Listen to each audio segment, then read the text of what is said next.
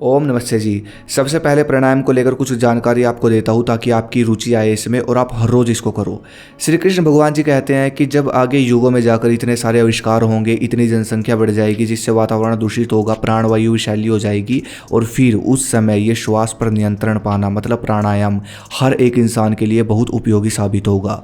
यही योग क्रिया इंसान को दिमाग और शरीर से शक्तिशाली बनाएगी। क्या आप जानते हो जिन स्वामी दयानंद सरस्वती जी ने सांड को गिरा दिया था और भी बहुत सारे ऐसे बलशाली काम उन्होंने किए जिसको सुनकर आपको यकीन भी नहीं आएगा कि कोई इंसान इतना बलशाली कैसे हो सकता है।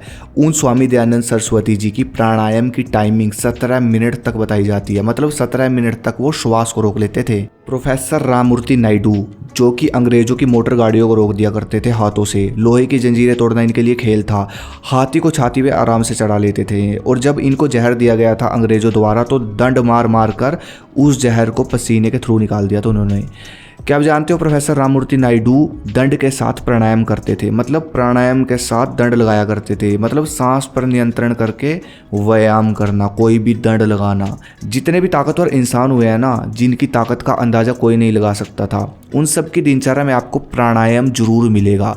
सुबह की शुरुआत अगर कोई इंसान प्राणायाम से करे तो पूरे दिन में उस इंसान को डिप्रेशन नहीं हो सकता, स्ट्रेस नहीं हो सकता, वो खिला रहेगा, शांत रहेगा, उसका दिमाग एकदम अंदर से एकदम शांत रहेगा, वो सकारात्मक ऊर्जा उसके अंदर होगी ही होगी। जो आपके शरीर का बल बढ़ाए अंदर से भी और बाहर से भी वो है प्राणायाम। जो आपका टेस्टोस्टेरोन हार्मोन तक बढ़ाने में बहुत बड़ी सहायता कर दे वो है प्राणायाम। जो आपके अंदर पूरा दिन ऊर्जा रखे वो है प्राणायाम। जो हमारे फेफड़े और दिल को मजबूत करे वो है प्राणायाम।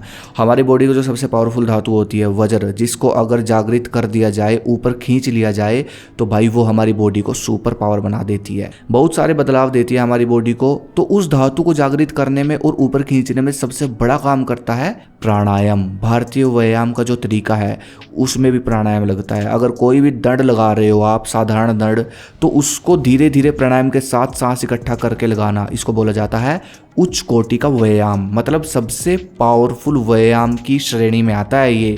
अगर आप कोई भी व्यायाम प्राणायाम के साथ करते हो तो इसको बोला जाता है सबसे पावरफुल, सबसे भयंकर वर्कआउट। तो भाई प्राणायाम की शक्ति कितनी है ये आप समझ गए होंगे। अब मैं आपको बताता हूँ 2 सबसे शक्तिशाली प्राणायाम। प्राणायाम बहुत सारे हैं लेकिन मुख्य प्राणायाम 4 जो कि ऋषि मुनियों ने बताए हैं, 4, जिनमें से 2 बताऊंगा मैं आपको जो कि सबसे पावरफुल होंगे। इन 2 प्राणायाम के अभ्यास से आप कितना भी मजबूत शरीर प्राप्त कर सकते हो। सबसे पहले ऐसे बैठ जाओ सीधे इस मुद्रा में। सबसे पहले नाक से भीतर की ओर श्वास भरेंगे और फिर उस श्वास को छोड़ देंगे।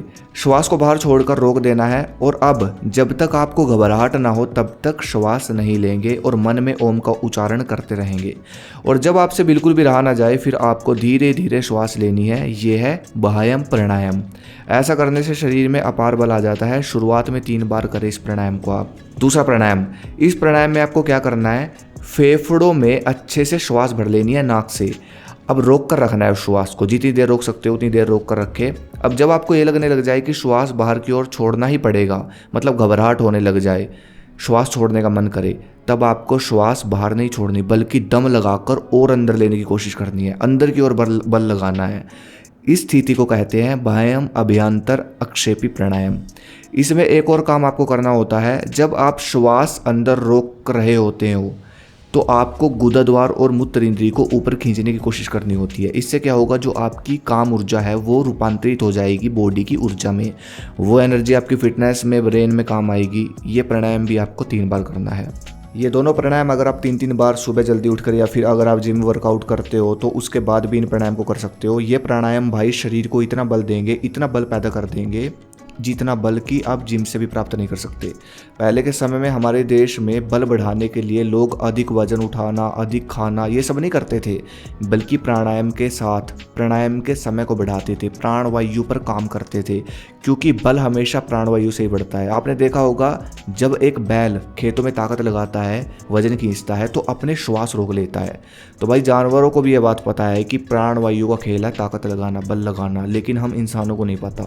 हम ताकत लगा रहे हैं, सांस अंदर बाहर चल रही है ना, हम रोक रहे हैं उस श्वास को, मतलब सांसों पर हम ध्यान ही नहीं देते ताकत लगाते टाइम, वर्कआउट करते टाइम। तो भाई ये है कि प्राणवायु पर काम करो, मतलब ये 2 प्राणायाम करो और प्लस ऊर्जा बचाओ, मतलब धातु आपका जो वीर्य है, वीर्य जिसको बोलते हैं, उसको बचाओ।